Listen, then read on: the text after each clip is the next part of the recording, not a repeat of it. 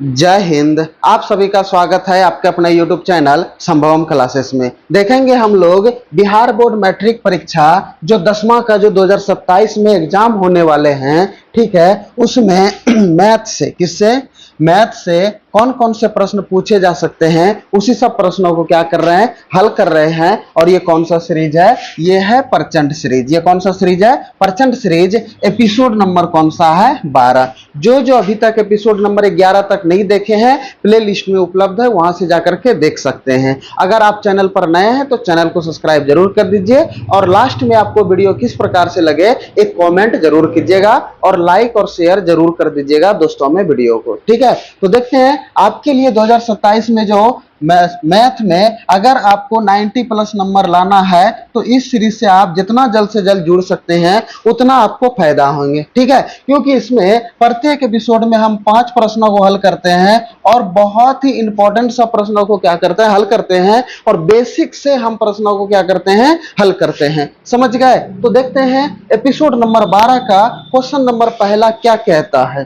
ठीक है, देखेंगे कहता है, देखेंगे लॉलीपॉप क्वेश्चन है, बहुत ही आसान क्वेश्चन है। इसमें कहता है कि यदि 6, 8, 9, x और 13 का माध्य 10 है। 13 का माध्य कितना है? 10। अच्छा, माध्य हम लोग किसको बोलते हैं? ठीक है, यानी कि जो बिचवा में रहता है, यानी कि औसत। कौन होता है? औसत। बिचवा में नहीं, यानी कि लगभग में इसको क्या बोलते हैं हम लोग? औसत बोलते हैं। क्या बोलते हैं? औसत। ठीक है। अच्छा, अगर हमें माध्य निकालना है, क्या निकालना है हमें? अगर हमें माध्य निकालना है तो माध्य बराबर जो सूत्र होता है वह क्या होता है? यानी कि जितना भी हमारा संख्या है, सभी संख्याओं का योग। कौन सी होता है? सभी संख्याओं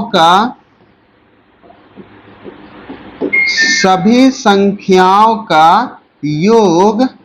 ठीक है, और बटे में कोची होता है? सभी संख्या। कोची होता है? सभी संख्या।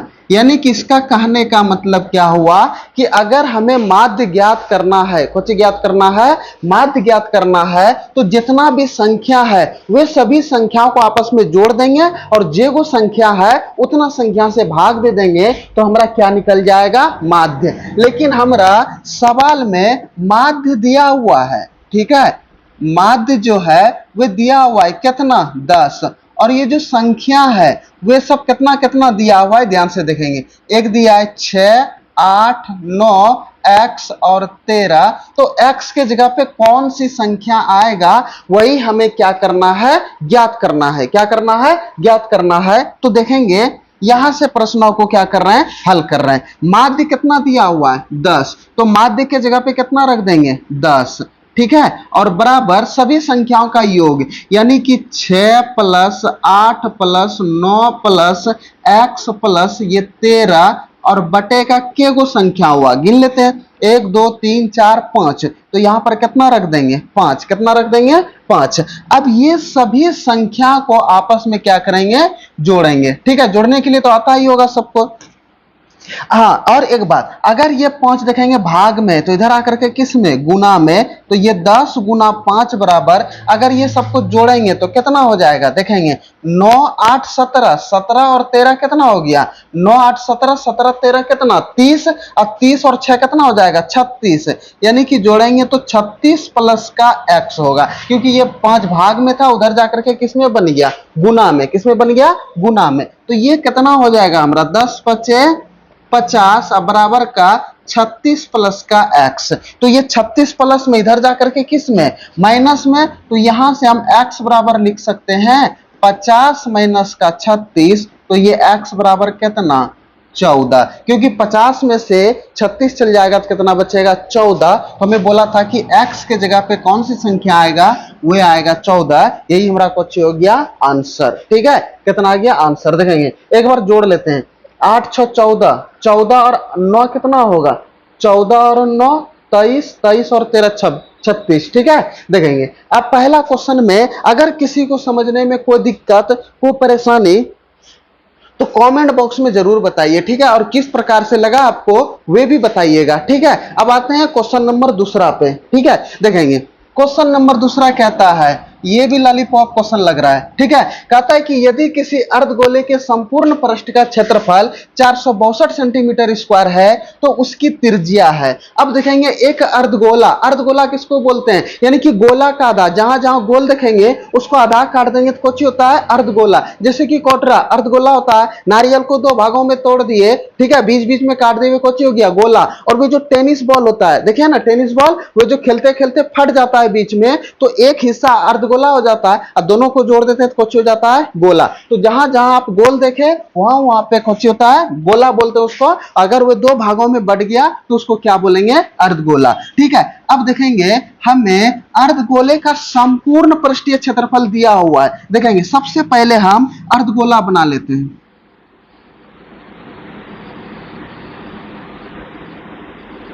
ये है हमारा अर्धगोला, ये हमारा कौन सी अर्धगोला। अच्छा कोटरा रहता है तो ये ऊपर का हिस्सा गोल रहता है, तो ये ऊपर का हिस्सा भी कौन सी रहेगा, गोल रहेगा। तो बीच में केंद्र होगा कि नहीं, अब केंद्र से यहां पर परिधि में मिलाएंगे तो इसी को क्या बोलते हैं, त्रिज्या बोलते हैं कि नहीं, इसी को क्या बोलते हैं, त्रिज्या। तो यही हमें ज्ञात करना है।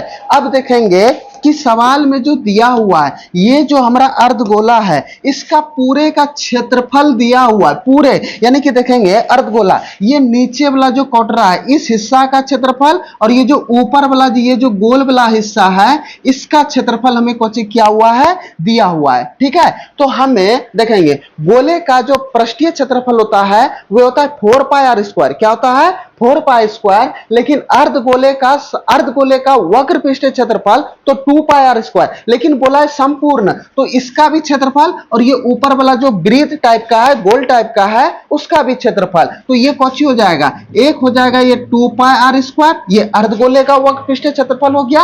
अब प्लस में ऊपर वाला जो गोल हिस्सा रहता है इस तरह से ये वृत्त, तो ये वृत्त का क्षेत्रफल, ऊपर वाला हिस्सा का क्षेत्रफल चाहिए कि नहीं, तो इसका क्षेत्रफल ज्ञात करने के लिए तो वृत्त का क्षेत्रफल कुछ ही होता है पाई आर स्क्वायर, तो इसमें भी पाई आर स्क्वायर को जोड़ देंगे तो ये कुछ हो जाएगा 3 पाई आर स्क्वायर। यानी कि अर्धगोले का संपूर्ण पृष्ठीय क्षेत्रफल बराबर सूत्र क्या होता है, ये होता है 3 पाई आर स्क्वायर। कोई दिक्कत यहां तक समझने में नहीं ना, ठीक है। अब थोड़ा सा ध्यान दीजिएगा, हम सवालों को क्या करते हैं, हल करते हैं इस जगह। ठीक है, थोड़ा सा ध्यान दीजिएगा, हमें त्रिज्या ज्ञात करना है। सबसे पहली बात है कि हमें क्षेत्रफल दिया हुआ है, कौची क्षेत्रफल, कौची होता है क्षेत्रफल। ठीक है, कितना दिया हुआ है, 462 वर्ग सेंटीमीटर। ठीक है, इतना दिया हुआ है, हमें चाहिए यहां से त्रिज्या। तो यहां से लिखेंगे, क्या लिखेंगे, अर्धगोले का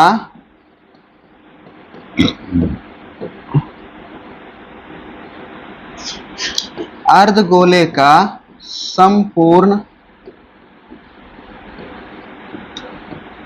पृष्ठीय क्षेत्रफल दिया हुआ है कितना, 462 वर्ग सेंटीमीटर। ठीक है, क्योंकि सेंटीमीटर वर्ग में ही बोलते हैं उसको। ठीक है, अब थोड़ा सा ध्यान दीजिएगा, अर्धगोले का संपूर्ण पृष्ठीय क्षेत्रफल बराबर सूत्र क्या होता है, ये होता है 3 पाई आर स्क्वायर। अब बराबर कितना, ये 462। ठीक है, जब तक अन्यथा ना कहा जाए पाई का वैल्यू कितना लेना है, 22/7। तो यहां से लिख सकते हैं 3 गुना ये 22/7 गुना आर स्क्वायर, क्योंकि हमें त्रिज्या ही निकालना है।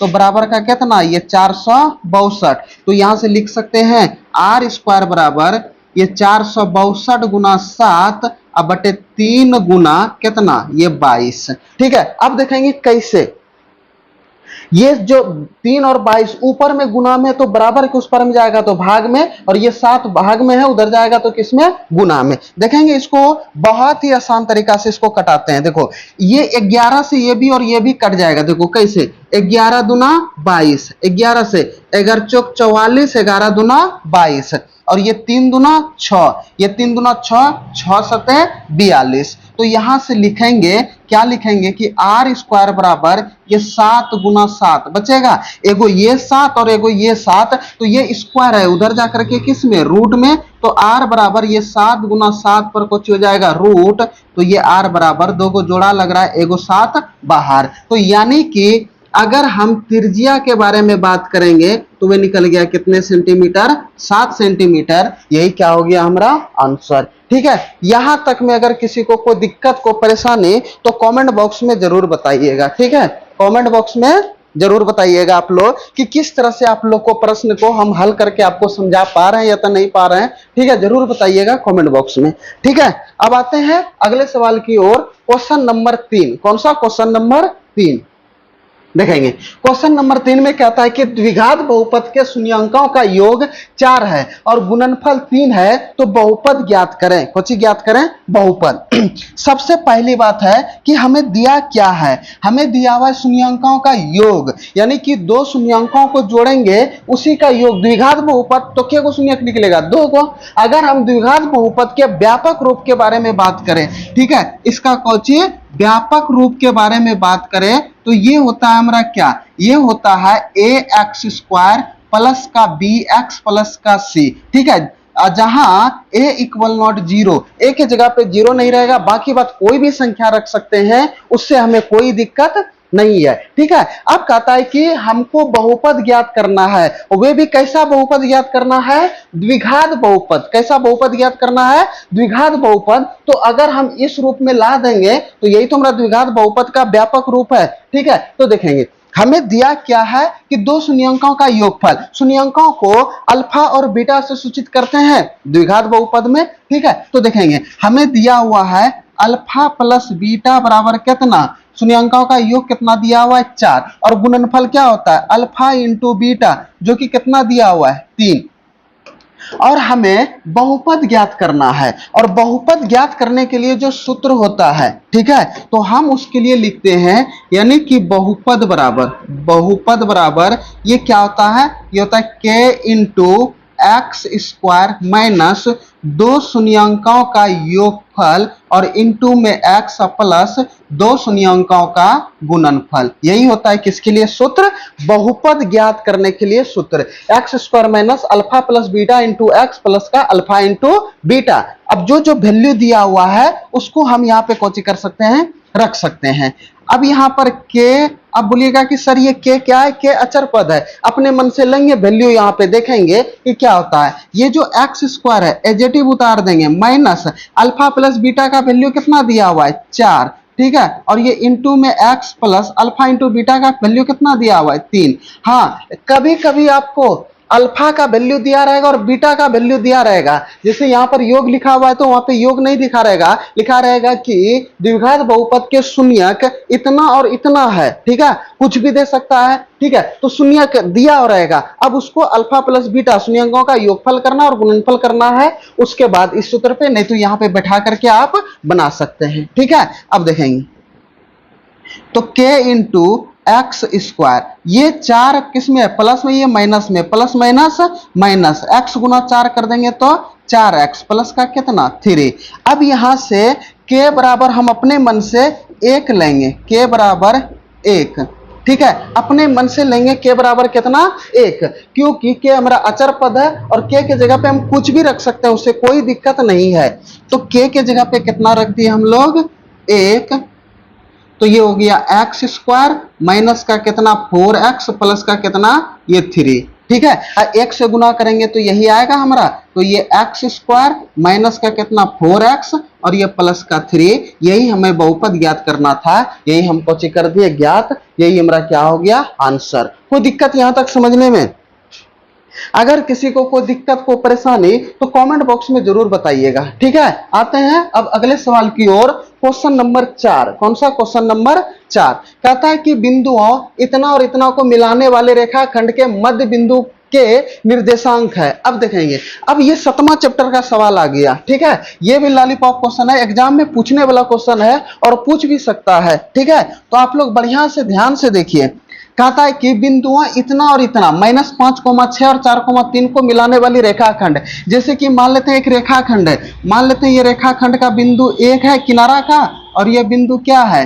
B है, और यहां से यहां तक ये एक क्या है? हमारा रेखाखंड है। क्या है? रेखाखंड है। और A का निर्देशांक दिया हुआ कितना? -5,6 और दूसरा निर्देशांक कितना दिया हुआ है? 4,3। ठीक है, अब कहता है कि इसको मिलाने वाली रेखाखंड को मध्य बिंदु, मध्य का मतलब कुछ होता है जस्ट बीच में, क्या होता है बीच में, मध्य का मतलब क्या होता है बीच में। अब जैसे कि समझेंगे, मान लेते हैं कि ये मध्य बिंदु है और इसका निर्देशांक P है, इसका निर्देशांक क्या है P है, और इसका हम यहाँ पे लिख सकते हैं x, y, x, y। अब ये जो P निर्देशांक है इसी का हमें वैल्यू ज्ञात करना है, यानी कि इस x और y का वैल्यू हमें क्या करना है ज्ञात करना है। तो देखेंगे आप लोग को भी पता होगा और हमें भी पता है, ठीक है, पता नहीं हमें पता है कि ना है, ठीक है। देखेंगे ये हो गया हमारा क्या x1, ये क्या हो गया y1, इसको मान लेते हैं x2 और इसे मान लेंगे कौन y2। कोई दिक्कत यहां तक में? अगर यहां तक समझने में किसी को कोई दिक्कत को परेशानी तो बताइएगा, ठीक है। अब मध्य बिंदु बराबर जो सूत्र होता है, ठीक है, वे क्या होता है देखेंगे, यहां पर लिखते हैं मध्य बिंदु बराबर सूत्र।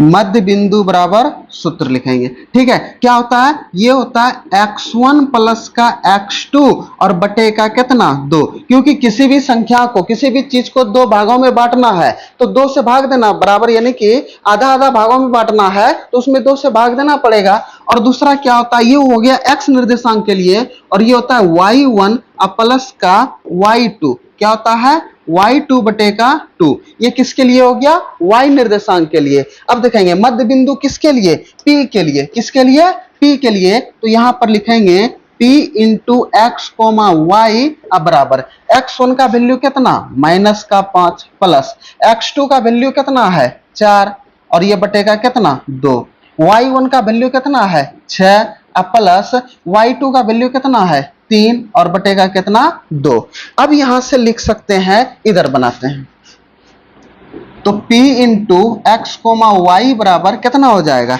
ये -5 ये प्लस का 4, प्लस माइनस माइनस घटने का क्रिया, 5 में 4 गए 1, बड़का साइन माइनस का, तो यहां पर आएगा -1 और बटे का 2 और इधर फिर आएगा 6 3 9, 9 बटे का 2। यही हमारा क्वेश्चन निकल गया मध्य बिंदु का निर्देशांक। अगर इसको आप तोड़ना चाहते हैं तो भाग भी दे सकते हैं, ठीक है, इसको ये लिख सकते हैं -0.5 और ये कितना आ जाएगा 4.5, ये भी हम लिख सकते हैं, नहीं तो यहां भी छोड़ सकते हैं। कोई दिक्कत किसी को नहीं ना, कोई परेशानी नहीं। ये हो गया हमारा मध्य बिंदु के लिए मतलब निर्देशांक ज्ञात करना। इस टाइप से हम लोग कोचिंग कर सकते हैं, ज्ञात कर सकते हैं, ठीक है। हमको यहाँ पे बताना था, समझाना था, इसलिए लेट लगता है, ठीक है। आपको एग्जाम में बचाना है कहते हैं, बनाना है, आप जितना फास्टली बना सकते हैं, आप जितना सस्ता में कैलकुलेशन कर सकते हैं, डायरेक्ट यहाँ भी जोड़ सकते थे, कोई दिक्कत नहीं है, आपको बहुत ही अच्छा होगा, ठीक है। अब आते हैं इस एपिसोड का क्वेश्चन नंबर 5, यानी कि एपिसोड नंबर 12, ठीक है। इसका लास्ट क्वेश्चन, क्वेश्चन नंबर 5वां, क्योंकि प्रत्येक एपिसोड में कितने प्रश्नों को हल करते हैं 5 प्रश्नों को हल करते हैं और ये 5वां प्रश्न है, ठीक है। देखेंगे कहता है कि के किस मान के लिए द्विघात समीकरण के x square minus 6x plus 1 बराबर 0 के मूल वास्तविक एवं समान होंगे। मूल वास्तविक एवं क्या होंगे समान। देखेंगे इसमें क्या कंडीशन होता है। अगर हम द्विघात समीकरण का व्यापक रूप के बारे में समझते हैं, पहले किसके रूप के बारे में, व्यापक रूप के बारे में समझते हैं। व्यापक रूप बोले या तो मानक रूप बोले, दोनों को अच्छी होता है, एक ही होता है। ये होता है ए एक्स स्क्वायर प्लस का बी एक्स प्लस का सी बराबर का 0 और यहां भी ए इक्वल नॉट क्या होता है 0, क्या होता है ए इक्वल नॉट 0। ये हो गया द्विघात समीकरण का क्या हो गया व्यापक रूप। यहां तक में कोई दिक्कत किसी को नहीं ना, कोई परेशानी नहीं,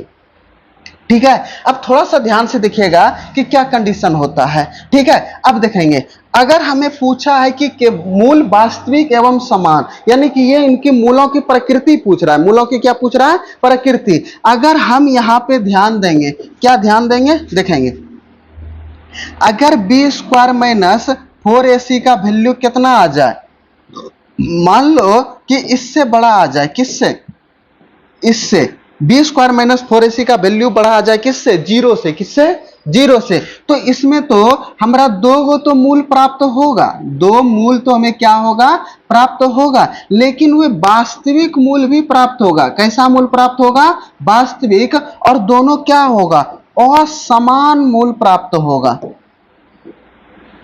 दोनों कैसा प्राप्त होगा?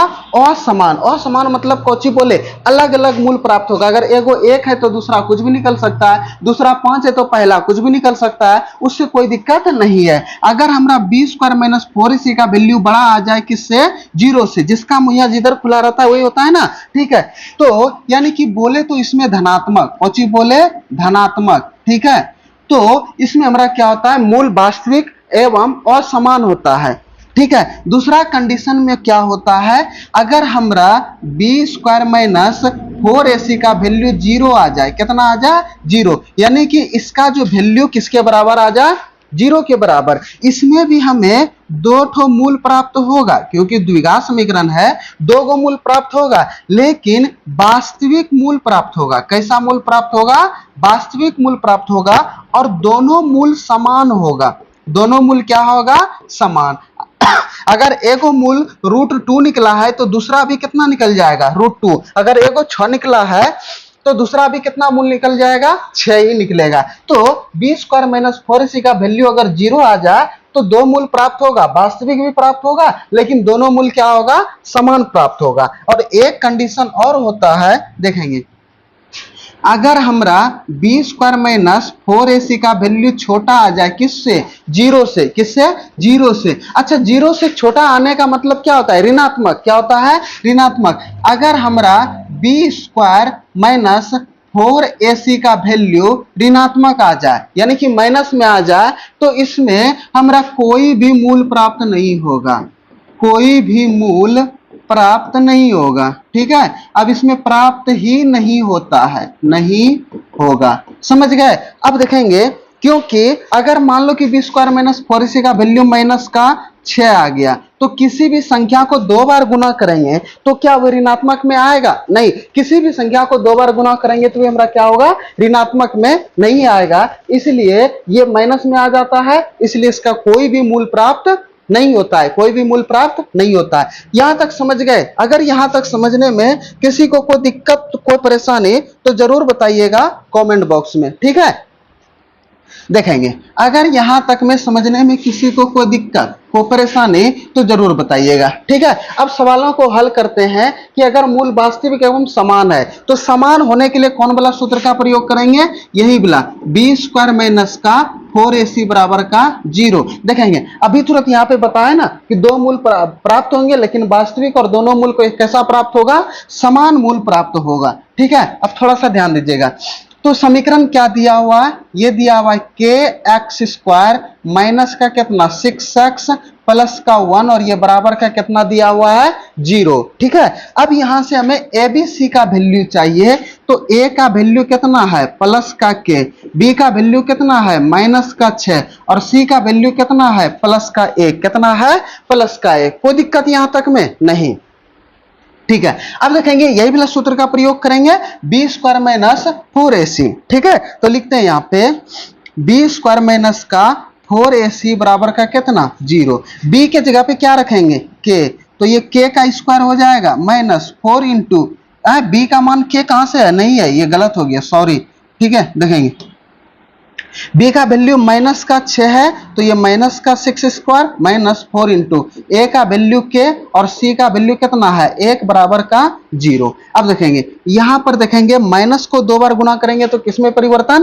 प्लस में, ठीक है। तो 6 का स्क्वायर करेंगे, 6 का 36, ये माइनस 4 का 4 के बराबर का कितना? 0 होगा हमरा। अब ये 36, ये माइनस का 4 के माइनस में है, उधर जाकर के किस में? प्लस में। तो हम यहाँ पे लिख सकते हैं 4 के बराबर का कितना? 36, क्योंकि 0 को जोड़े या तो घटाए कोई फर्क पड़ेगा हमरा? नहीं। इसको उधर ले गए तो प्लस में आ गया, ये भी प्लस में, इसको इस पार लिख दे या तो उसको उस पार लिख दे, कोई फर्क पड़ने वाला नहीं है, ठीक है। तो यहां से लिखेंगे के बराबर कितना? 36 बटे का 4, और ये 4 नमा 36, यानी कि के बराबर कितना आ गया? 9। यानी कि के के जगह पे कितना रख देंगे? 9 रख देंगे, तो दोनों का वास्तविक मूल आपस में क्या होगा? बराबर आएगा। कितना आएगा? दोनों का वास्तविक मूल क्या आएगा? बराबर आएगा। समझ गए?